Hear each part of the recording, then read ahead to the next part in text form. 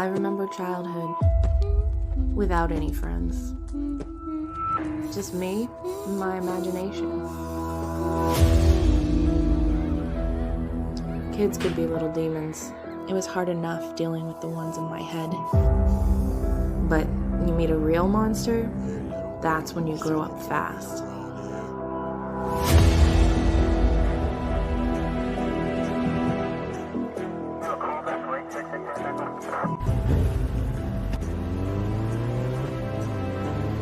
I couldn't deal with it alone. So I made up my own friend. Crim's my best bud. I don't know what I'd do without him. But there's some things we should keep locked away. Not the imaginary friends, but the imaginary fiends.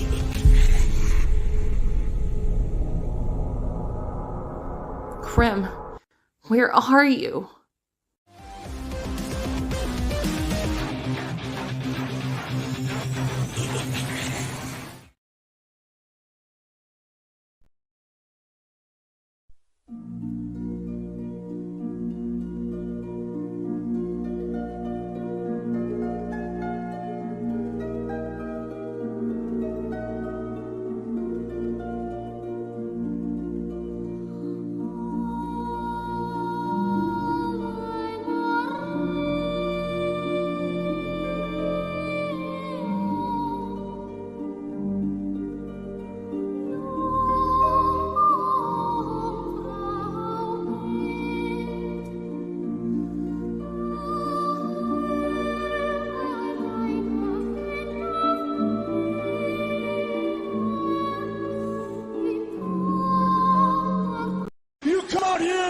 Try to get the sympathy of the people, but you don't get my sympathy at all.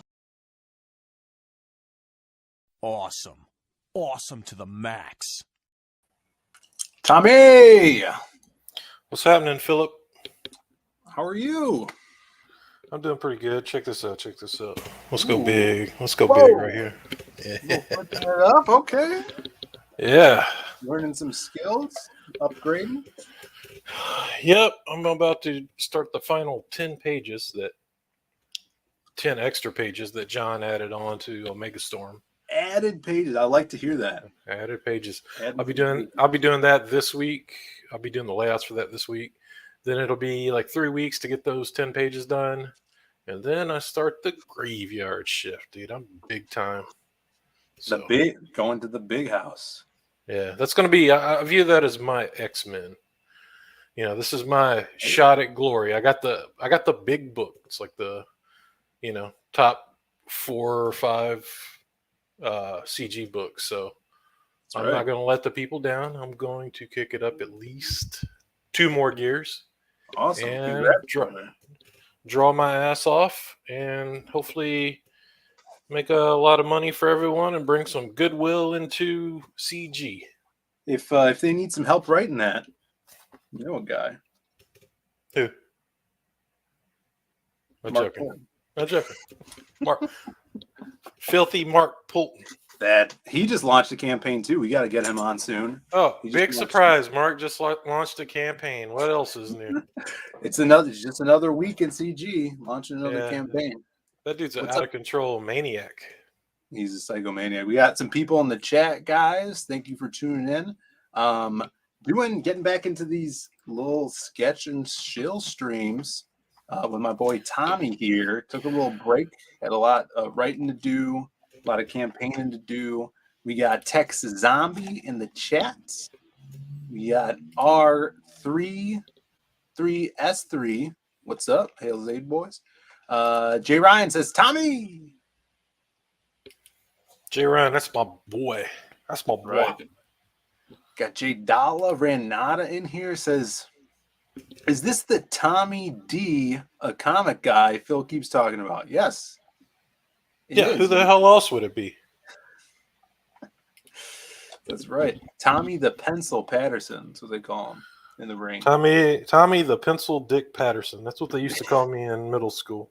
In the squared circle. That's what they call him. We got Hyper Wizard in the chat. What's up, Hype?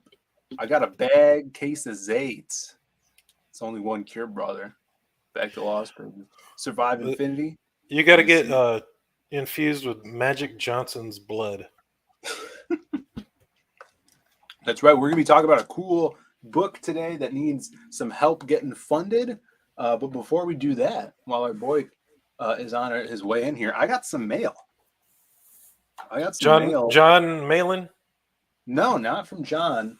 Even though he has some of my mail that I mailed to him and he never opened. He has a CG vacation package he has to open. He refuses to open it. I'm not sure if he knows he hasn't. 2 boxes here. Well, one of them is an envelope.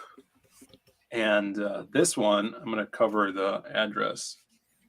But he did some kick-ass art on it, as he always does. Alan Alonso. It's blown out. It's great. The sunlight right there. Right there. There, look at that. You got the barrel man and the hobo and the barrel. Look at that. Beautiful. I got to keep all these. So this week, I don't know if you knew this, Tommy, we always do every Monday on our campaigns. We drop new sketch cards. And these are the Alan Alonso sketch cards. Now, we briefly showed them off to our mailing list people. Yeah, they're super cool. Check these out. You guys are going to get a glimpse. So spread the word, retweet the tweet. It's on Twitter. Get some people in here. And these are fully colored for the Lost Pages 3. These will drop Monday at 2:30 Central Time. Look at this, Tommy. What? Where is my lighting here? You gotta grab a comic book backing board and put it over your window. Over the window? Over the window. There you go. There you go. Well, that's pretty cool. A little Crimstone and Jazz Mario style. We got that one. We got the People Pokemon card. Look at these angry little Pokemon monster. The People. It's a little phallic right there. He's got the power level 1787. And then 1776 will commence again. There you go. The Justice. And then a solemn oath. Distribute justice to all enemies, foreign and domestic. So you guys could buy that one. For our hardline fans, we got the Chungus Stone. Look at that. Chubby little guy. Got his ice cream. You know, Crimstone loves ice cream. And then this, I thought this is like a really cool layout for a cover one day. Look at that. Wastoid. I like that. Oh, I got an idea for a Wastoid Crimstone drawing. Yes. We'll see if I get time to do it. If I do it, it'll be the best one anyone's ever drawn. I'm excited. Because there are a lot of great drawings that you've been showing me behind the scenes. Yeah. This one's going to be a doozy. This one's going to be a doozy. All right. And I have one more package to open before we get into this. Where's my knife? I got a big box came today, and look at what's on it. I had a little extra cash. Went over to the website. Ripa's logo reminds me of Wario. You're kind of right, yeah. The mustache action. Yeah. I like it. All right. Let's see this. Now, I did not back the crowdfunded book, so this is a purchase after the crowdfunder went down from his site. And I was actually happy to see that he was still selling them on the site. Wow, these boxes are kind of cool. This is like, I've never gotten a box like this. It just pops out. That's freaking cool.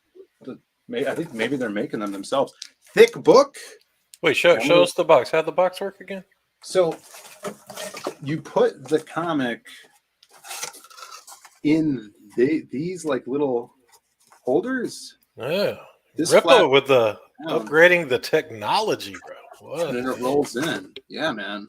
I'm gonna have to show my brother that. That's pretty cool. ISOM. I wanted to get a read to read this, and so I got it. So he still has some on the site you guys could grab. So that's exciting. You got to get him on, and we'll do. I'll do a drawing of the Ooh. ISOM character. That'd be awesome. That'd be Yeah. cool. To find out I'll how have I'll have my people get with his people. Yeah, give him a call.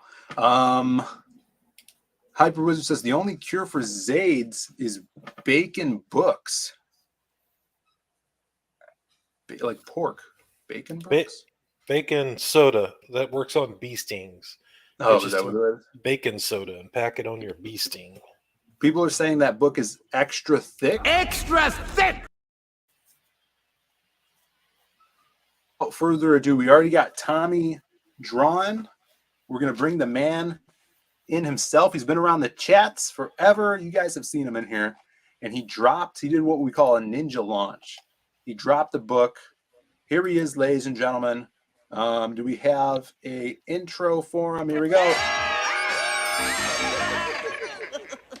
Good screaming, everybody. The Pee Wee Herman, the Pee Wee Herman of Comicsgate. That's right. Joe, what is up, Joe? Also known as I'm Khaki doing Herman. great. Everything's going well. Good. Been in CG ever since Zach started his thing, and then it became what we know CG with the launch of Cyberfrog and everything. And happy to try my hand at trying to launch this. That's right, man. You did. You launched on Bancrofts, which was a launch that'll never be forgotten because it took a while to get the campaign up. But it's your first campaign. You're doing all this yourself as well, and hats off to you, man, because this book looks really cool, and we're gonna get into it. As you see, we haven't done these streams in a while, but Tommy draws the character as we all talk about the book, get to know you a little bit.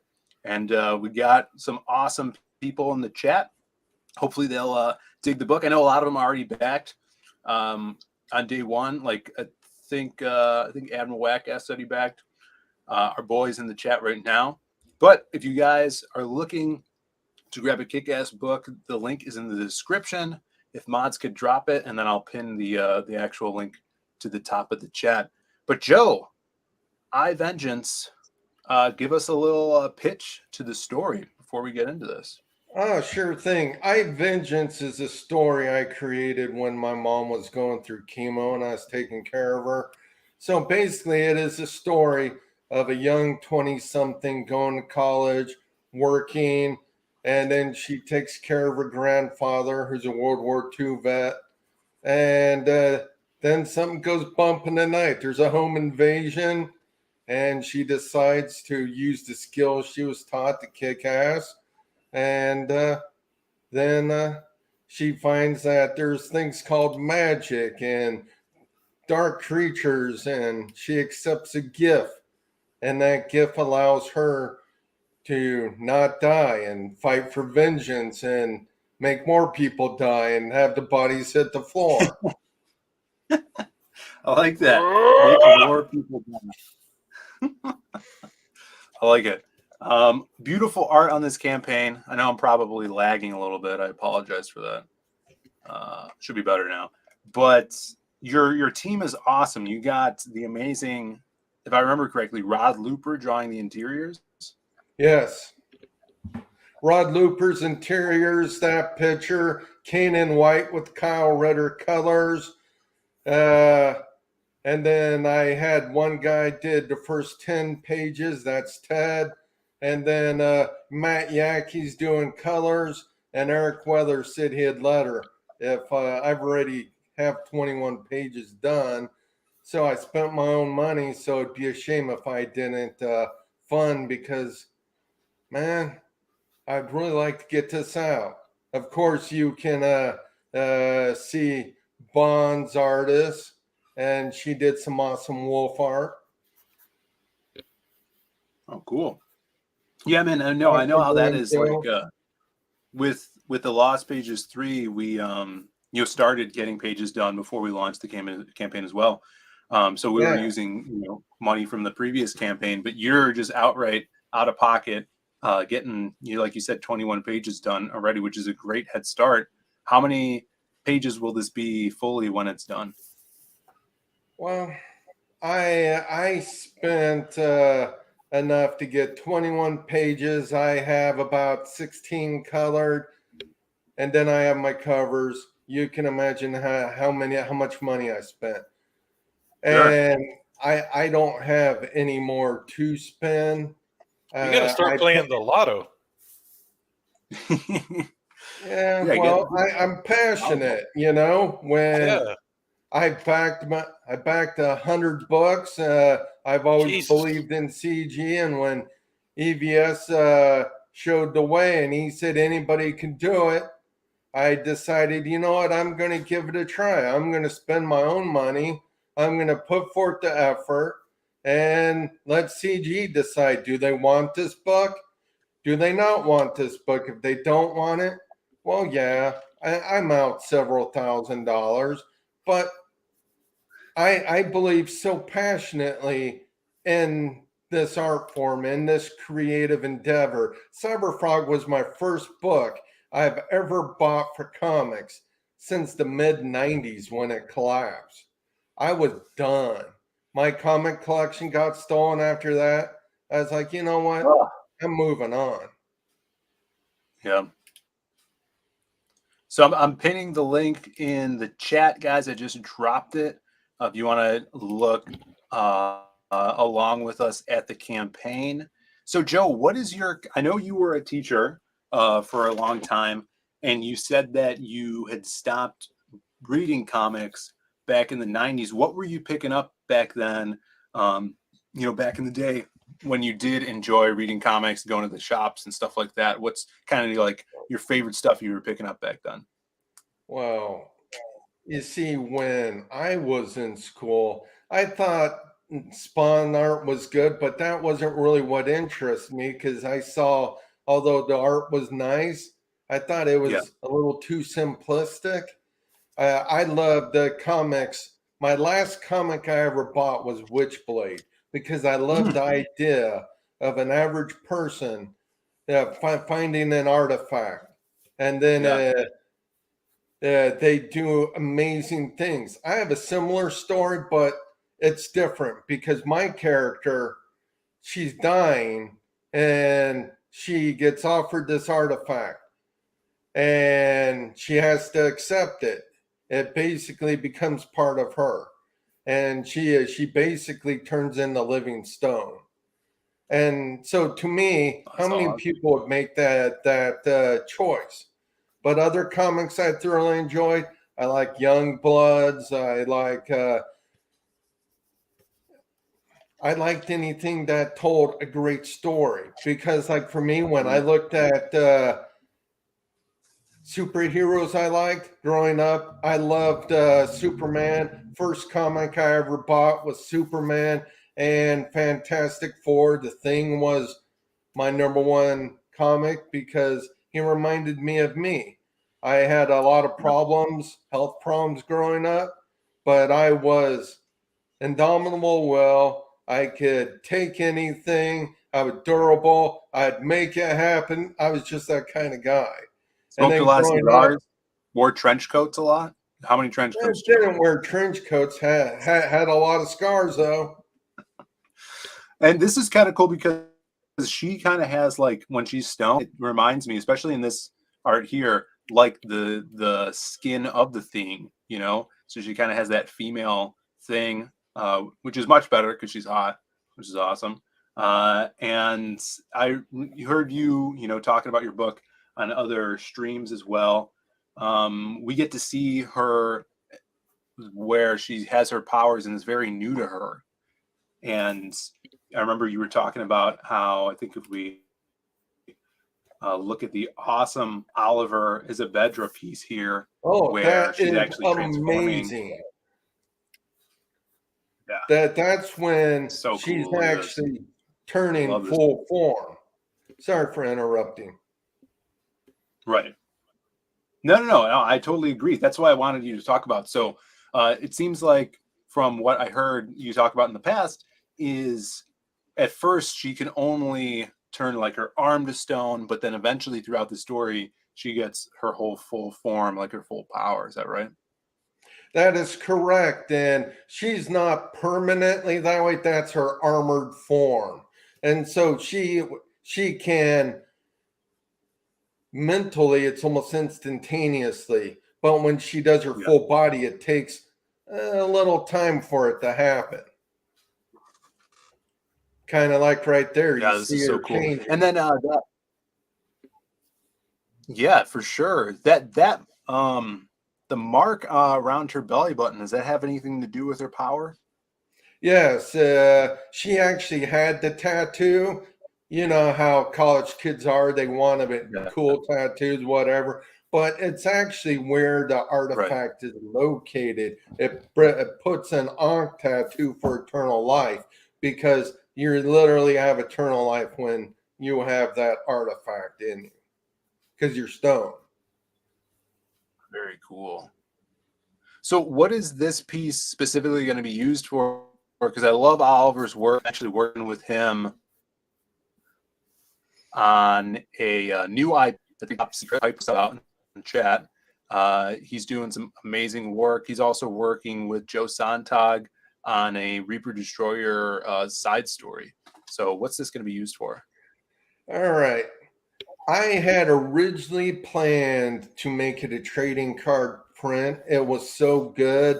I told him I was going to make it an interior page because in this scene, there's a scene in my book where she changes forms. It's not that she wills it to be. The artifact notices she is in great danger, and then she starts changing form.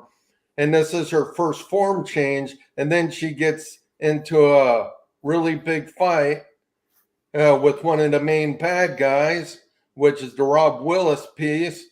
And he happens to be a lot more stronger. She loses the fight, but she's not dead yet. And I'm not going to tell you the story what happens, but she learns a lot in the process. I mean, it's fantastic. It's compelling because you have to understand she uses guns because that's what she grew up with. She doesn't have a ranged attack. That's the Rob Willis piece with Stefani Renee colors. That's beautiful, man. And just that stone arm, so cool. Yeah, I really like the character, how she's familiar with guns from her upbringing, her backstory, and now this new ability is this, new thing she has to kind of learn to deal with. And then you got this guy who's got a freaking alligator head, jacked out of his mind. Super cool. If you guys are just tuning in, we got about 20 people in the chat. Thank you guys for being here, taking a look at the awesome book, I Vengeance. The link is pinned to the top of the chat. It's also in the description. Tommy, let's kick it over to you. What do you think about this, Tommy? It's a cool, kick-ass book. Well, it's pretty cool. Now that I'm down into the thing a little bit, I wish I'd read up on it more before I started, because I would have used the stone arm in the drawing. Hey, gotta love the tan and white art. Yeah. So there's, wait a minute. I wouldn't really pay attention. I'm trying to draw the characters here. So this piece here, that's kind of like a transformation montage piece. Okay. Of her. So all right. So the whole thing, she can be stone over the whole part. So I can make this other arm stone over here, right? Yeah, you can. Okay. Yeah. See, and one of the first page that she actually transforms is when she walks out the back door and she gets jumped by a werewolf. And then instinctively her arm, because the artifact knows, her arm turns to the stone and she knocks him right in the jaw. And that art is included in the campaign. And then she starts getting into a fight with this werewolf. And, combination of guns and laying down some magical power and going to get in a brawl. And then I just posted a picture of another power she learned on Twitter. I just posted it today, which Oh, is really? some Rod Looper art. Wait, Which so freaks she Oh, out. hell learned yeah. she learned the power on Twitter? Oh no. I posted the art on Twitter, and she learns some of the power she has, and it freaks her out. Let me see here. Let me see if I can It- find it. You got some awesome pieces on Twitter as well. Is it this oh, black that and white page? yes, All right. Is this the one where she is lurking in the backyard? Is that correct? the which one? Is it this one? Let me see if I can pull it up here. This one. Is this it? Yes. Did you post this? As Okay, you cool. see the ground right there, she sinks into the ground because she's in the middle of a fight. She just took out the werewolf and she sunk into the ground. And then that's her actually coming out of the ground afterwards, and she's in someone's backyard. Dude, this book has so what I like to see in books. So this is 48 pages, right? Yes. So just from what you're talking about, like we got the werewolf scene, we got a fight with the crocodile head guy. I think you named, what was his name? Set? Or was it not Set. Set? Set? I like that it's Yeah. off the wall, bro. Yeah, there's the thing that I love about this is there's a lot of different scenes. And what I've learned from writing my ash cans that I put out with the Lost Pages too, that was only 20 pages. But the way that you kind of slow things down and make the story feel like it has a good length to it is, I think, scene changes, different settings. So when me as a reader, when I'm thinking back of the story that I just read, you could kind of equate the passage of time with these different settings and environments that you're seeing on the page, which I dig. You got the very start of this book with the home invasion. You got some werewolf stuff going on. You got the big crocodile monster, which is awesome. So I'm getting a good feeling of the pacing of this. And I like the way he described it as she got jumped by a werewolf. yeah, yeah, instead of attacked. Yeah, Was the it makes me werewolf laugh. trying to steal her purse? Well, he was actually there to finish the job because the people that were sent died. And so he literally jumped over the wall, went for her, and it was on. And this is her fleeing the scene. Oh, you got another And chick here. Is this just a random? Is this another character or just a random yeah, this is the house behind her grandfather's house. And Yeah. she's literally, when she panicked, she sunk into the ground thinking, oh, cops are coming. You can hear the sirens. And then she pops up in the yard behind the back wall. And now she's running out to try and flee. And there's very much, hey, there's bodies all over the place. There's a dead guy in the backyard. He used to be a werewolf. There's a lady in the kitchen that her eyes are missing. Jesus Christ. This is what I want to know is, where is this lady's husband? She's alone, drinking a martini, looking sexy in her delicates, I'd like to call them. He's at work and he wears those suspenders on his socks. He's one of those kinds of guys. Oh no. What's she on Tinder? She texting her side piece? You see, I leave that to the imagination because she's relaxing in her house in the backyard, pool's right there, and then you can see her running to the gate to try and get out, and she's oblivious. She's reading her phone, either looking at Tinder or Twitter, or hey, let's see what I can do. Let's do this. Doesn't even pay attention or notice. She's probably watching Reclaiming the Archetypes on YouTube. Yeah, probably. That's my YouTube channel. And if you look at the art you can actually see the main character. She's carrying a gun. She has all this stuff, and it's like, I like hey, that. No, the thing that I like about this panel is it tells the story as well, where it's not just a panel of your main character here just running away. You get the whole environment just trying to be not noticed, and you get, you know, kind of a sense of the neighborhood as well. Because look at this is a really nice house, walled in backyard. I like it. It's good oh stuff. yeah. And it's based on where I am. It's in Phoenix, Arizona. We do have green areas. And I have flashback pages when she got shot of things that she did. That's Jimmy Reyes with Stephanie Renee fighting another big bad werewolf. But yeah, Renzo did some great art. Powerful Jimmy Reyes. Powerful, yeah. Our old little buddy Jimmy Reyes. Look at him, kicking ass here. Yeah, and these colors are great too. Hey, Stephanie's top notch, man. Yeah. Big old gun. You went big on your Desert book Eagle? here. I like it. That's actually a 1911. She is female. All right. It's a 10 mil. Good. I see. So you're saying that since she's female, she wouldn't be able to handle the power of the 50 caliber Desert Eagle. No, I specifically told Rod Looper to make the gun appropriate size for government issue to a woman that's about 5'8", about 120 pounds.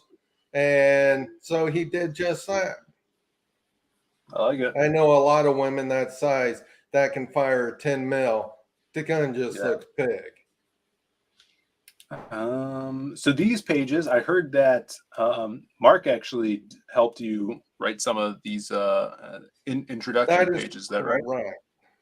And Yeah, if Mark I'm Polton. cutting you off, Phil, it's because there's a delay and I didn't hear you speak. Yeah, Mark my internet helped on it. Is it? Yeah, I originally sent Mark my story. I'd written it out in paragraph form because I was a school teacher. I taught writing. So I literally sent him like pages and pages of paragraphs. And I was descriptive and all that good stuff. Before as a teacher, I used to run 2 businesses. But I said, put this in comic form. And so he did. He created a script. And then I deconstructed that script from the 10 pages to then write the rest of my script. And this is her in her human form. That is her grandfather's World War II rifle he used in World War II. That's why it's an M1 Garand. You can tell she's obviously quite attractive. And she rides a motorcycle. Yes. Oh, that's perfect. I love names on motorcycles. We got Papa Pills in the chat. What's up, Papa Pills? Just taking a look at I Vengeance. The link is pinned to the chat. We got Henry Bemis dropping the link in as well. Johnny Cage says that that lady on her phone was on the hub.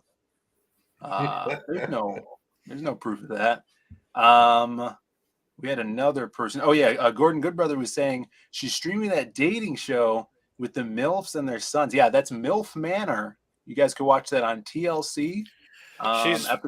She's watching Reclaiming the Archetypes. That's Shout not out even a to YouTube channel. That's not even a channel anymore. Tommy the comic guy. And they talked about that on Ballers, and that is just so offensive on so many levels. The MILF Manor? Yes. With your own kids, man, that's jacked up. Have you watched it? No, just heard about it on Ballers. Yeah. Episode 5 drops next week, guys. Not that I know. We have a Nail Bunny in the chat says, have you played the trailer yet? It's awesome. We haven't. Let me do that. It is a great trailer. I got the same guy that did Graham Nolan and Aaron Lupresi's trailer to do it. Oh, really? All right. Let me know how crappy my internet is, we might have to have you share your screen and share this if it's bad. But if we wish hard enough, it might.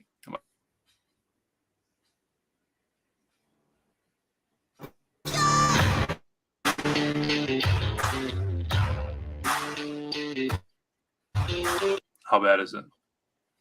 It's choppy, bro.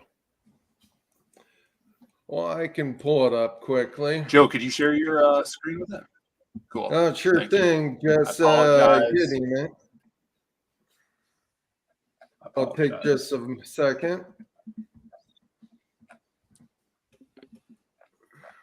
I backed right. this already, guys. So I really dig this book. I believe I got the this cover, the Rob Willis cover. Just so good. The colors were great, and I like that it's in like kind of it's a sunny day. You know, you'd think that this would be like a darker scene, but I think it really pops with this right. lighting on here. So Really dig it. let's see here. I'm going Make sure to. I think I hit present because I have it Yep. in a tab, right? Yeah, and then before you hit that, there should be a little square down at the tab window that says share audio. Make sure that is highlighted when you All share. right, let's see here. So it says share screen. All right. All right, screen sharing. All right. All right. We got it's Courtney in the chat. What's up? It's Courtney says hi, everybody. Hey, what kind of handgun was that again? What kind of what? 1911 pistol. What kind of handgun? Oh, it's a 1911. It's actually a Nighthawk custom, if you want to be exact. This guy knows his guns. All right. So it's not allowing me to share, Phil. It says, all right. Want me to try? Yeah, you try. It's being difficult. Okay. Bean. So, all right, I want to take a look at this piece while Tommy's pulling it up. I appreciate that, Tommy. This is Rod Looper. No, that is Nerium. That's what I thought. She draws wolves so well. I asked if she would draw a page, and that's the page she drew. That's awesome. That's a werewolf in wolf form, and then he actually changes into a hybrid form. And Rod Looper drew that art. Awesome. So that's kind of like the closest thing. That reminds me of Wolf's Bane, right? Wolf's Bane was able to be a wolf or kind of that werewolf form. Yeah. Which I always thought that was cool. And so that's her backyard. And so she shoots the wolf. It doesn't work. She drops her rifle, and that's when the fight happens. And awesome. I give Rod a description. I show him the previous art. And that's how he was able to blend the first 2 pages with what he's doing. And then I said, now blow it out. Do everything that's amazing and what you love to see. Kick ass. All right, we got Tommy playing this. Thanks, Tommy. Hey, you're welcome. Thank you so much.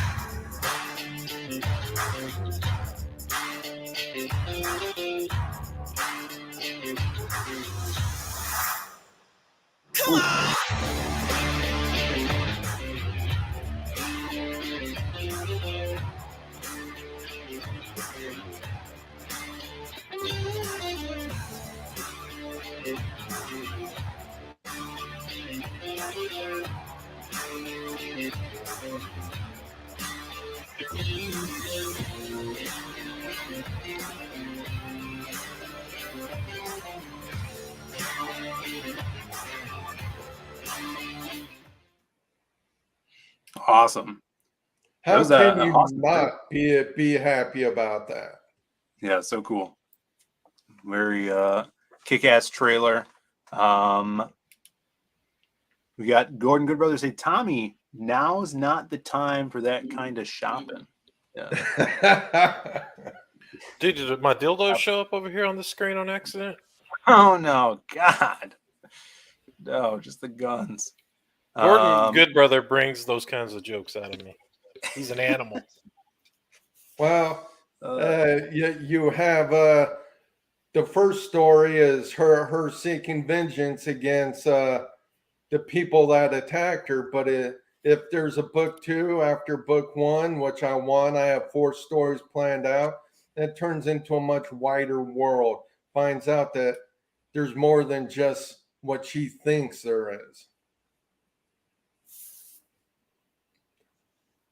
That's more one than of the meets creatures. eye? She actually drives her bike, impacts the lizard guy with the Ducati doing 200 miles an hour. Damn. So you got crocodile men, werewolves, now this dragon guy. Yeah. Pretty awesome. And are they all after her? Are they Yeah. all okay, cool. So am I right to assume that they're after the artifact that she has? That is correct. Very good. Because the Cool. artifact is she has what's called a shard of Osiris. If you know Egyptian mythology, Osiris and Set have been battling for thousands of years.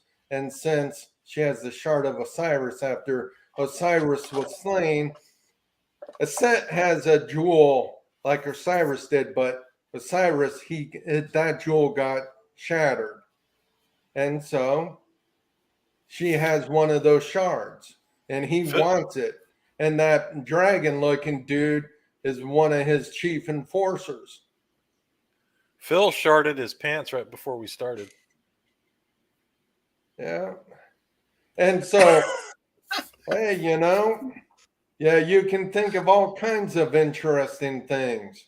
I leave it up to the imagination of the reader. Yeah, I hope Tommy was joking. That actually never happened. Oh, I know, but it's CG. You got to roll with it. Yeah, I like the way he just considers it a segue to the next thing. Me too. Just rolls with it. So are we ever gonna see any of these ancient Egyptian figures like Osiris? Like if we get another volume of this book, how kind of entangled with the Egyptian lore is this story? Well, it's quite entangled because Set is one of those Egyptian basically gods because he was considered a god because of the magic he had. He literally was a god to humans.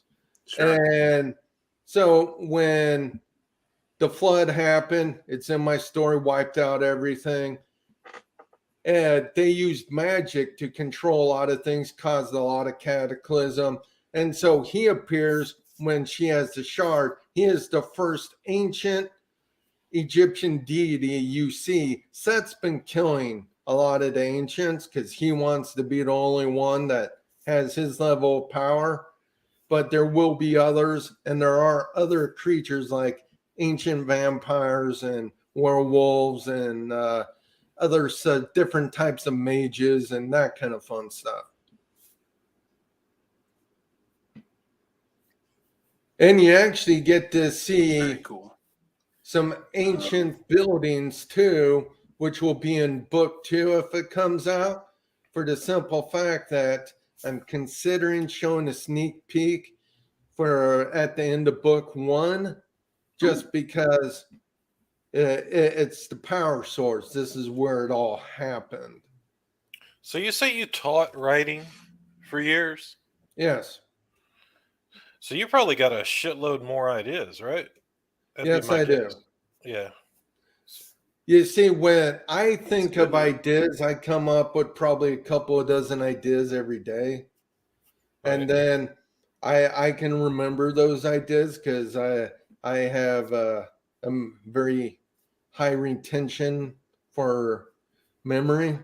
And so I very much I think about it. Hey, I want to do this. I already talked to Oliver. I said, hey, if I have a book too, you want to do a 10-page ash can? Do you want to take care of this? You want to, because I have the side story that would be really good. I can offer Yeah. that. And if we do really good funding, it'd be more. And so I think about all that stuff. Yeah, you have to. I love the Egyptian tie-in because when you just look at some of these covers, like this cover, you wouldn't think that there's a tie-in like that besides the little kind of almost Easter egg of the Ankh there. So I like that even on her, there's a tie-in to the Egyptian lore, and that is so rich in mythology that it's really cool to get inspired from that with some new stories. So I didn't even know that had that when I backed this, but now I'm even more excited because I dig that. We had a question in the chats. Yeah. Anweka says, is her name Isis? No, there is an Isis in the story, and she will be making an appearance. The the main person that brought her the shard is actually a high priestess of Isis that has a shard of Isis. And a shard is created by the person that owns the jewel. So Isis would have the magic jewel. She can create shards. And so Isis was married to Osiris. And so she has a Right. vested interest in finding someone that can carry that shard. Awesome. That's really, really cool. I love all that lore and really excited that you're diving into that. Now, is just going to do you plan on this being a long running series if possible, or are you someone that already knows how many books that you want to put out in this IP? I plan to have it be as long running as people will fund it because, like I said, I come up with dozens of stories all the time. I can probably, just off the top of my head, I already have 4 books planned out. I can easily stretch it to 8, 12, 16 because it's such a rich environment.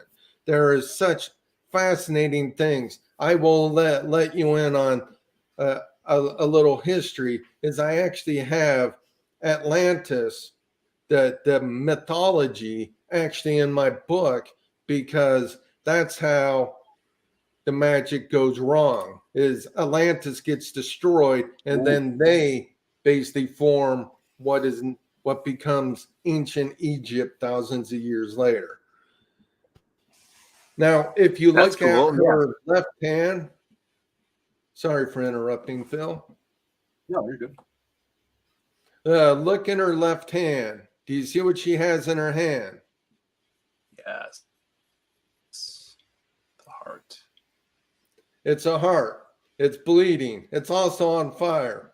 So imagine in ancient Egypt what you need for your heart. You need to keep that heart to basically keep your body intact. And so let's just say her armored fist removed it from someone. Very cool. Damn. She's a badass.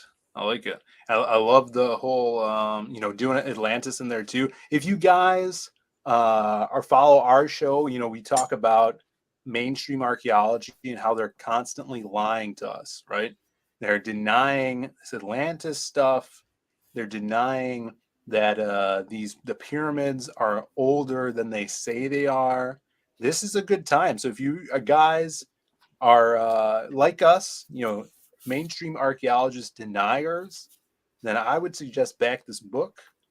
And Tommy, you're into all that old stuff. You're a Yeah, he was Yeah, I talking think- about Set and all that stuff, and it was making me think a good rabbit hole, if people are interested to go down, is the Jack Parsons, the guy that was like a rocket fuel chemist and he blew himself up. He was part of the space program.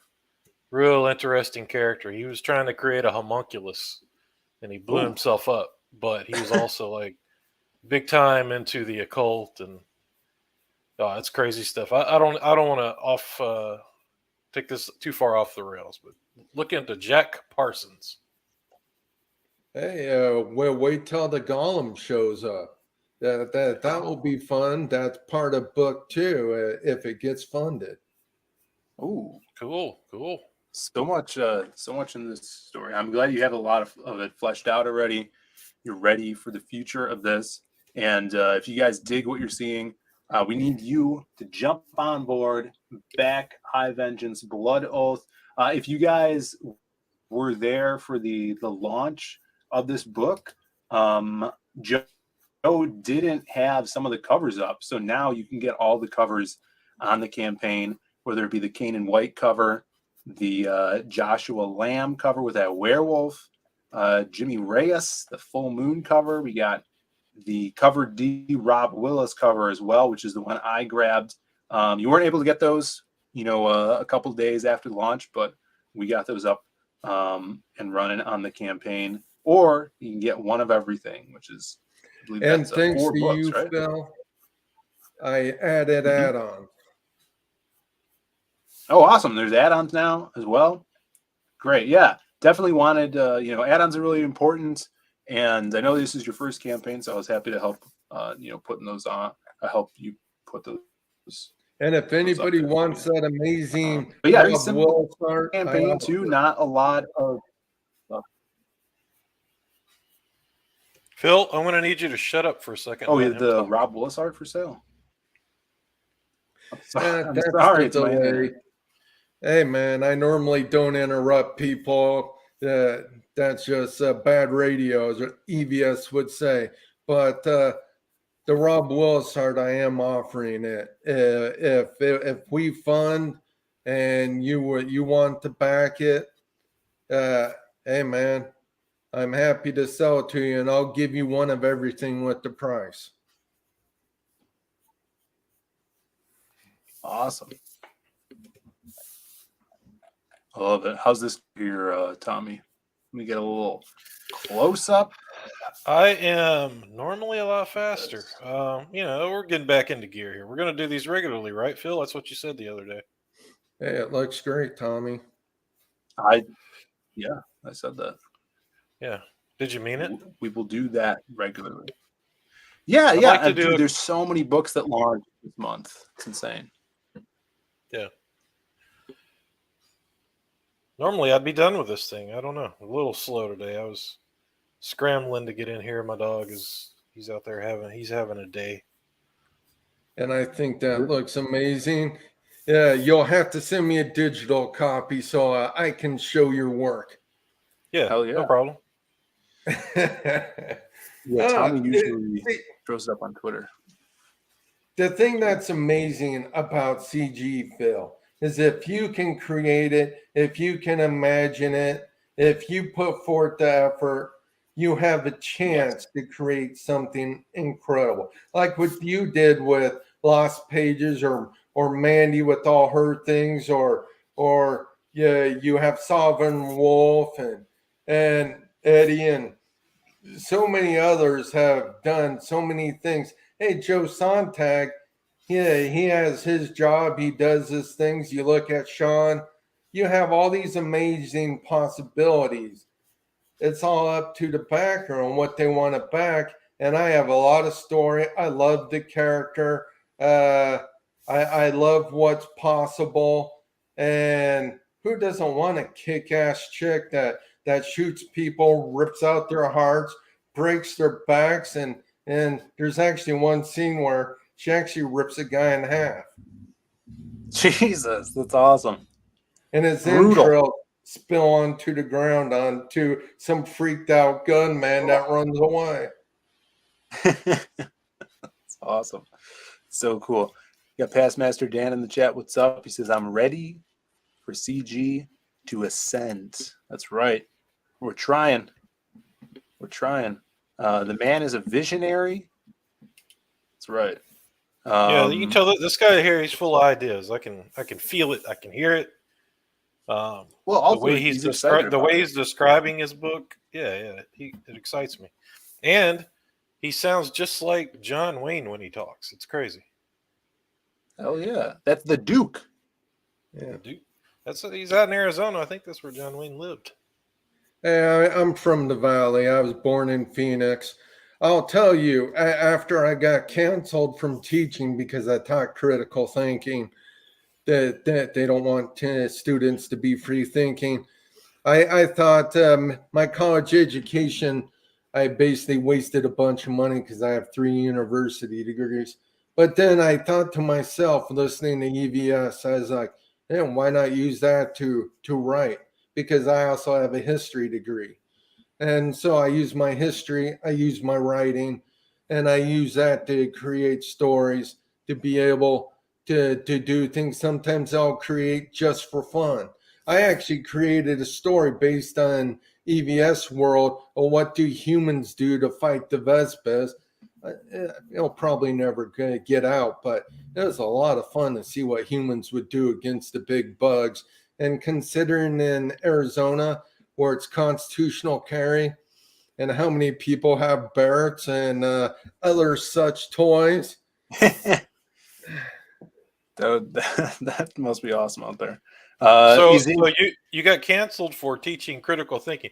Were you into the John Taylor Gatto fella? Have you read his stuff? I have not. But basically, what happened, not to segue from my book, but I was teaching. And my class, I was told it was the worst class on campus. I had a bunch of people that would never learn. And because 28 of my 32 students were transient population, that's district speak for illegals. And I had 4 refugees from Afghanistan. So what I did is I empowered them. One, I paired someone that could speak some English or English with someone that didn't, but they shared a language. And then I taught critical thinking, how they can address the problems that they needed to learn. And using critical thinking, it took 3 months for them to get it. But they were then able to understand how to write, read, and I'd teach them the basics. And I was told it was impossible for those students to do that. But when they actually came to check it out, they actually saw that the students actually knew what they were doing. And I not only got my class to benchmark when my fellow teachers had Americans that could not benchmark, I got half my class to reach honor roll. And so I got canceled and they refused to give me my license or anything like that. Dude, you gotta read about John Taylor Gatto and what he went through. This is the exact same thing. It's crazy. Wow. He was like New York State and New York City Teacher of the Year. Yeah. Because he tailored his curriculum around the student. That's what I did. Yeah. And once people caught on, like once his kids were outperforming the Greenwich Village kids, the upper scale New Yorker kids were getting they were getting thumped by his kids. So he had all these people starting to look into how he was teaching, and they were like, "Oh, bro, you can't do this." And he did a big op-ed. He says, "I quit because I think. I quit. I think," which was like playing into the critical thinking and all that. Anyway. Well, for me, I thought teachers were joking when they told me that, hey, you can't do this, and you're making us look bad. And I was like, why would my students doing well make you look bad? But the thing is the district, the policy, they want you to do Common Core, CRT, all that crap. And I took care of my parents afterwards several years, so it was a little while ago, but every teacher in my school filed complaints against me. What? And then the district, half of their funding comes from the Fed, which means they have to follow federal policy if you want the funding. And so basically, I was not teaching CRT, I was not teaching DEI or Common Core, which actually destroys education. The architect of Common Core actually said he created it to destroy white education. And so we would be the dumbest people in the world and we would lose our advantage. That's from the guy that created it. Yeah, So they want to. The elite want a knowledge gap. That's like their main thing. how else are they going to get you to believe in the crap that they believe in?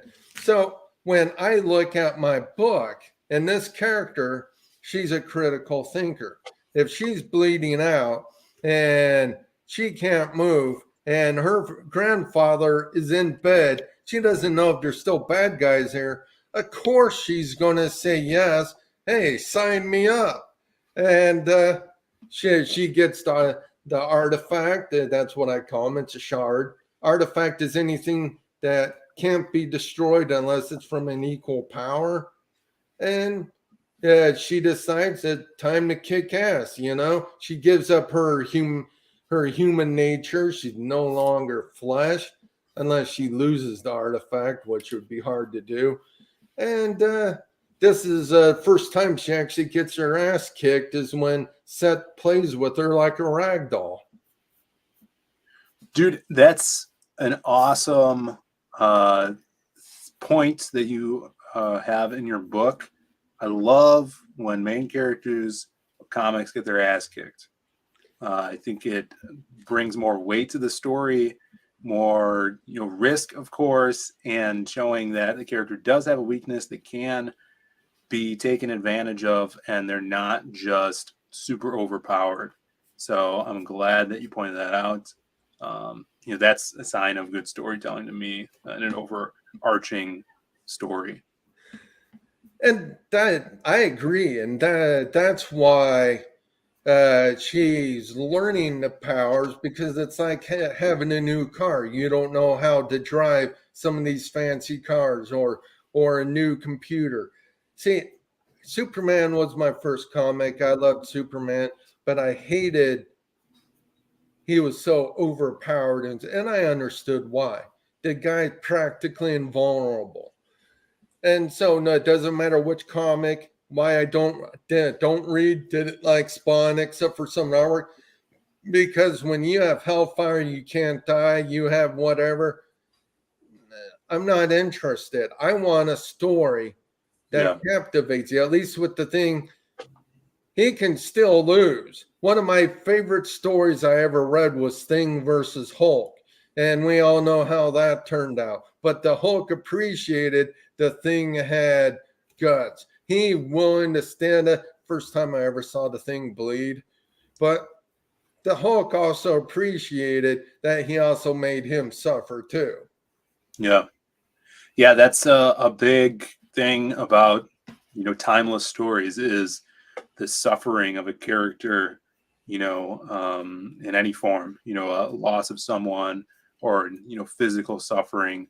And I think that's something that a lot of new writers, and I think just comics in general nowadays, are forgot or haven't learned, that that's a primary connection to the reader. Is you want a character that has to go through some stuff. If you look at the comparison between Set and the main character, you obviously see a noticeable difference. That he is a man with, take out the gator head, that was magic that he did. You take the man that has to work every day. He basically eats meat every day. There's no all the pollutants or anything else. Which climate science is crap. But anyway, you get back to what I was saying. They are big people. And so he's obviously going to mop the floor with her when he has the same power she has, and he's actually 100 times more powerful than she is.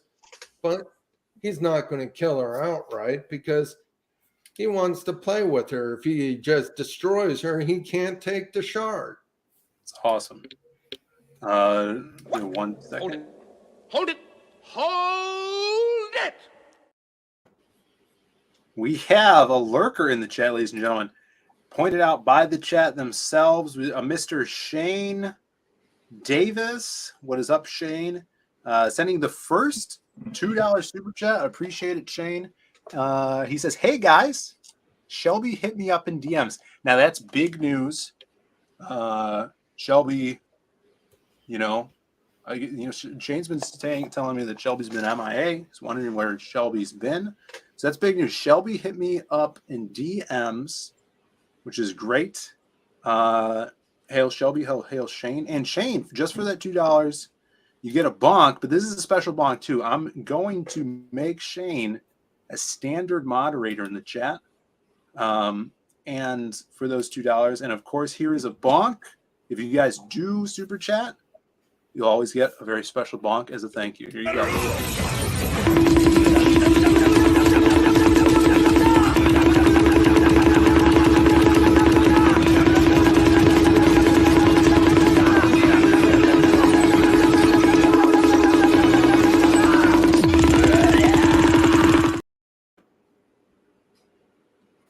Devastating. There you go. Devastating bonk. And Shane actually was the guy that gave me the highest compliment when I was on Pimp My Comic. And so much respect for Shane. Plus, although I never read his DC work, his Freudian slip. Yeah, well, his Starlight Cats, his Inglorious Rex. I said my title by accident. Amazing work. I'll back anything Shane puts out.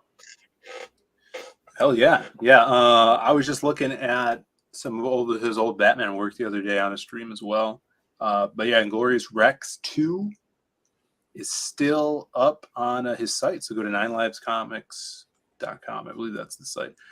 We got Comics Legend, a man with some of the best questions in the chat. Let's see if he has a question. He says, "Hey, Phil, hope you're well. How far along is the writing on Pitt? I think it will be the biggest crowdfunding comic ever." Let's not jinx it here, Comics Legend. We need to get Dale drawing some pages. Has he already started? So Dale, I think if Patrick's stream is still going, I think he's over there. He's made an appearance. He was not on Ballers last night.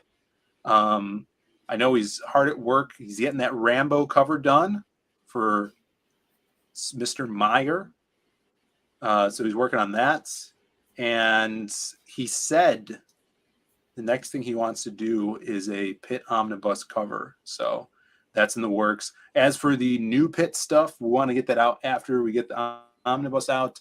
And I already have the story plotted out. I started working. I think the first 6 pages are written.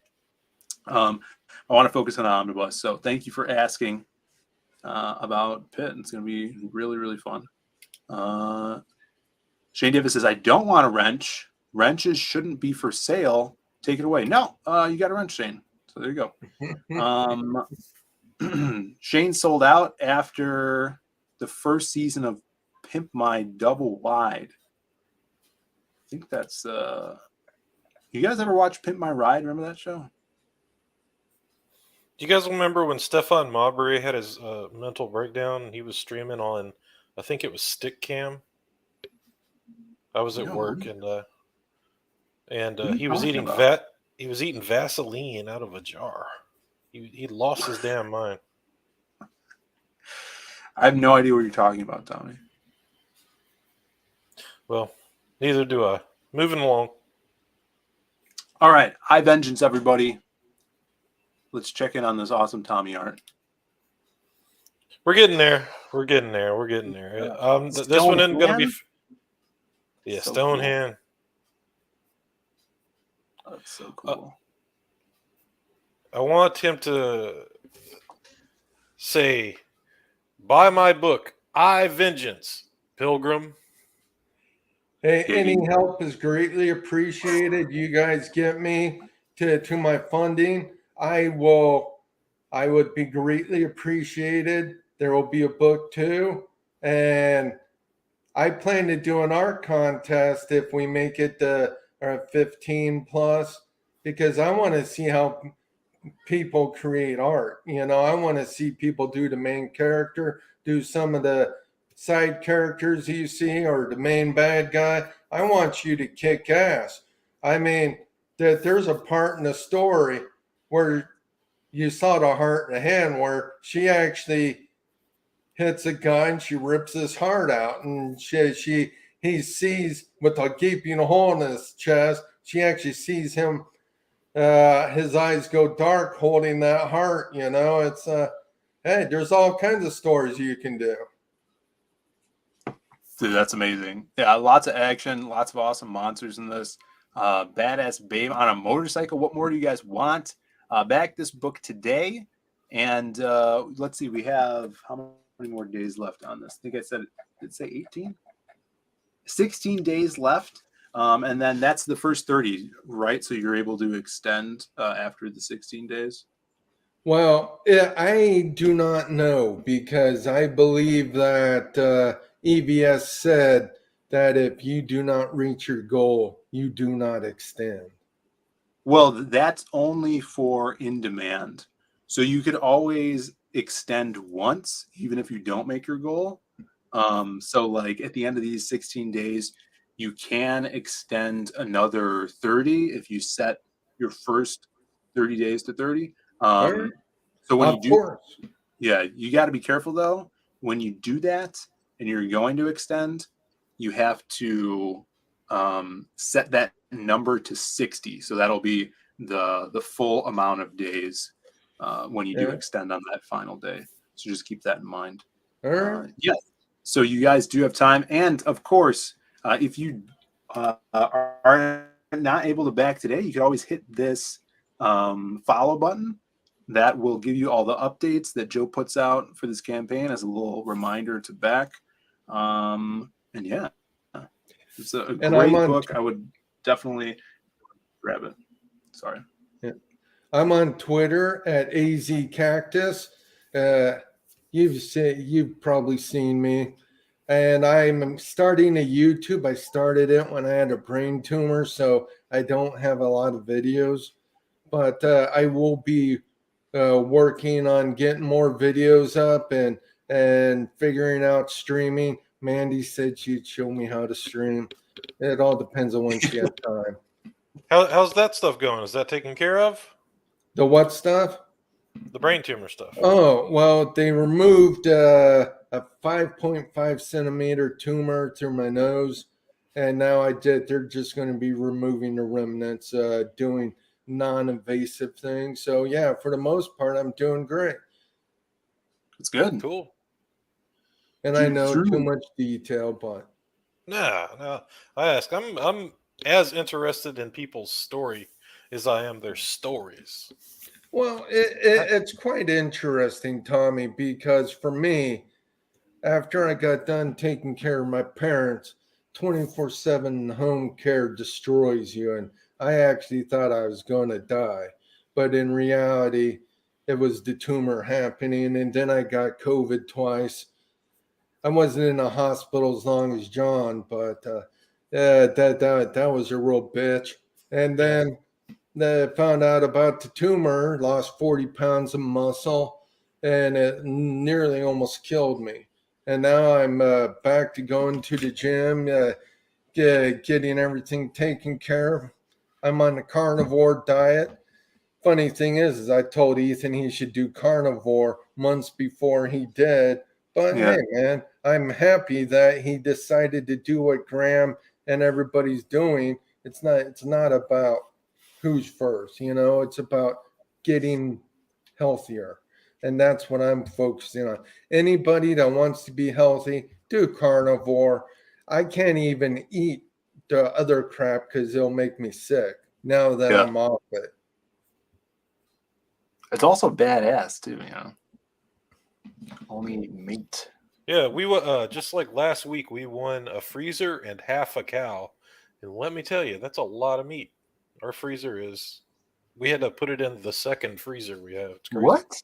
You won? You won it? Yes, we won it. My wife bought a raffle for the local high school touchdown club, and we won a freezer and half a cow, dude. Like, you think you know how much meat? You could walk into like Kroger and get all their beef off the shelf, and it's about equal to that. Jesus Christ, that's crazy. Dude, it's over the top. My cousin owns a cattle ranch and in Wyoming, and we would often buy a third a cow, half a cow from him, and then we drive up to Utah, meet halfway, and it gets steaks, and he processes it, get hamburger, and it's all double packaged, and hey, grass fed, all natural, dude. You won the lottery.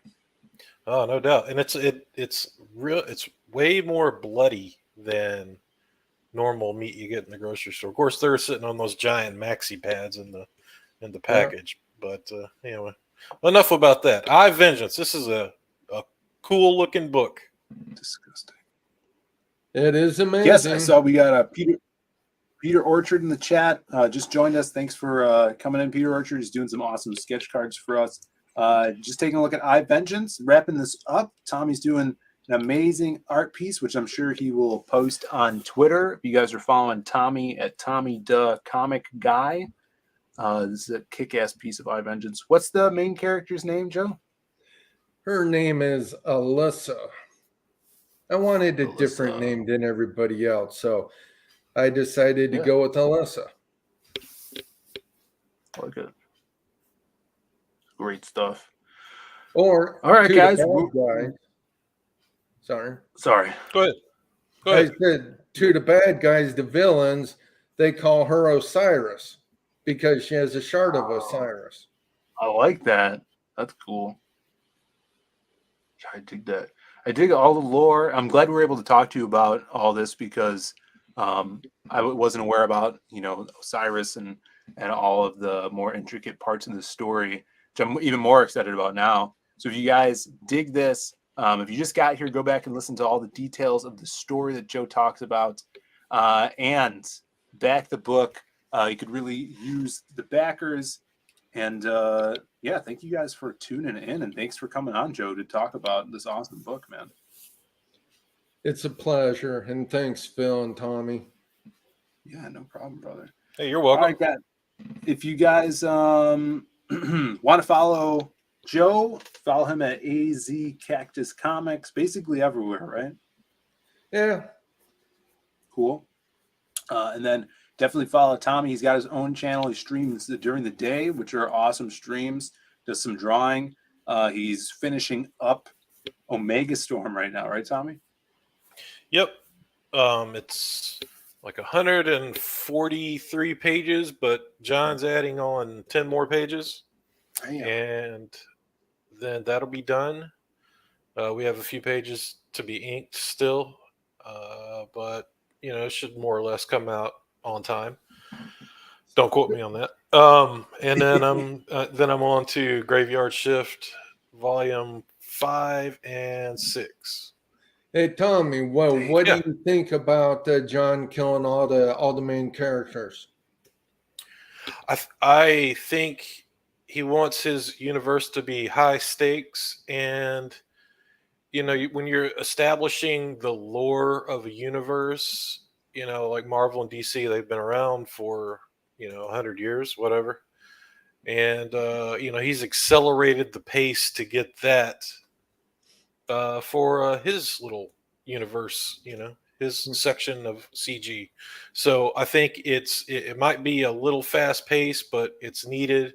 And then what comes after this, you got all that lore behind it. So it should make for a cool backstory for all future books, because then you'll have a reference point, Oh yeah. The reason why I asked is because I've seen a lot of comments is, what? You're killing Lilith? All these people. I like those characters. This is amazing. You can't get rid of them. And so that's why I wanted your perspective. To me, I look at it as a character has a story. And a story is as long as the creator needs it to be. Yeah, I mean, what's funny is I came from drawing Game of Thrones, so we know what happens in that universe. Yeah, They kill the hell out of people over there. That's right. That's medieval society, dude. People were disposable. They died all the time. People saying Malin is dangerous in the chat. Gordon Goodbrother. Now, this is a good point. Isn't Lilith already dead? Yeah, isn't everybody on the graveyard shift technically already dead? Yeah, you see, you They're- get they're these comic undead. nerds with their technicalities. I don't know about this. Vampire. Mortal V says Malin is always watching. J. Ryan says it's comics. They can always come back with time travel, etc. Yeah, that's a good point. I will say I will never do time travel in my book. I think that is a crap way to go, and it ruins the storyline. So whatever happens, happens. Yeah, that's true. All right, guys. We also have definitely make sure you're subbed to the channel, which I'm sure all of you guys are. We'll be back Monday with a Hardline episode. I'm working tomorrow. We'll try to do these because we got a lot of campaigns to get through. Jimmy's got a campaign. Mark Polton just launched one who wants to come on. That dude's got his greedy little fingers in everybody's campaign. He's out here trying to take credit for everybody's campaign. Who, Mark? Yeah. He is. He's I'm attached joking. to I'm joking. He's so many campaigns. So I'm gonna try to do hopefully one of these a week with Tommy, if he'll join me. And then yeah. I would love to. Phil. I appreciate it. We also just passed last night $20,000 on Lost Pages 3. You guys, thank you guys for backing that, supporting that, sharing that out. Always, if you guys are on Twitter or any social media, please share that out because you can't find it anywhere online unless you use Brave browser. Besides that link, and we just had. I think you saw this. I showed this to you, Tommy. Kenneth Rocafort tweeting out some amazing art last night. Where is it? Where could I find this? It was on Twitter. Here we go. Check this out. Kenneth Rocafort, an amazing creator. Look at that. Incredible. Crimstone You're lucky to headshot. have a Kenneth cover. Colored. Yeah, he is insane. Shout outs to Kenneth. If you guys are on Twitter, go find his account. Give this a like. It's already got 245 likes. That's insane. So thanks, Kenneth. You're the man. And thank you guys for watching the show. Go find another stream. I think Patrick was streaming. Maybe he's still streaming. If he is, go on over there. And shout out iVengeance, guys. Scream it from the top of the mountain. And we will see you guys on another show. Bye, everybody. See ya. See ya.